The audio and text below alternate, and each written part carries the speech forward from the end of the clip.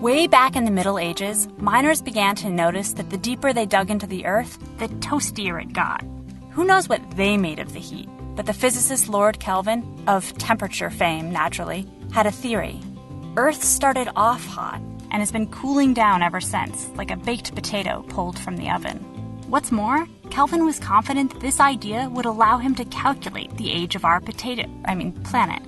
Imagine pulling 2 recently baked potatoes out of a freezer. One that's been in there for just a minute, the other for half an hour. The minute-old one would still feel like a hot potato, while the half-hour frozen spud would have cooled well below the skin. You'd have to poke all the way to the center to feel its residual warmth. And so in principle, you can tell how long ago a potato was cooked just by feeling how warm it is right beneath its surface. Which is exactly what Kelvin did, except with the Earth and scientific rigor. He took temperature measurements from the mines and put them into his calculations, and he got 20 million years, which is, of course, very, very wrong.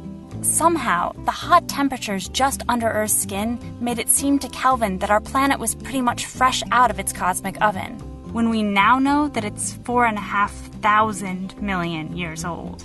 Kelvin's error is usually attributed to the fact that he didn't know about radioactivity, which creates a ton of heat in Earth's core and helps keep the planet warm. But heat from radioactive decay moves so slowly through solid rock that taking radioactivity into account only improves Kelvin's estimate by, well, pretty much nothing. Kelvin's real oversight was in thinking of the Earth like a baked potato, a solid lump through which heat slowly diffuses. Earth's mantle, the thick layer between the crust and the core, is mostly solid, but it isn't rigid.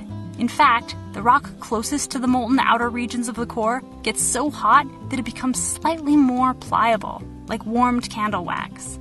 And like the hot air above a candle, the warm rock rises in convection currents over millions of years, spreading heat more evenly throughout the planet. This stirring carries tremendous amounts of heat from the core to the crust, fueling volcanoes, maybe helping to drive plate tectonics, and heating mine shafts to temperatures that make Earth seem like it's fresh out of the cosmic oven, even though it's not. A big thanks to Emily Ellert for narrating this video. Emily's been a member of the Minute Earth team from the very beginning, and while you've been hearing her voice silently all along via the writing of the videos, we're excited to hear her out loud, too.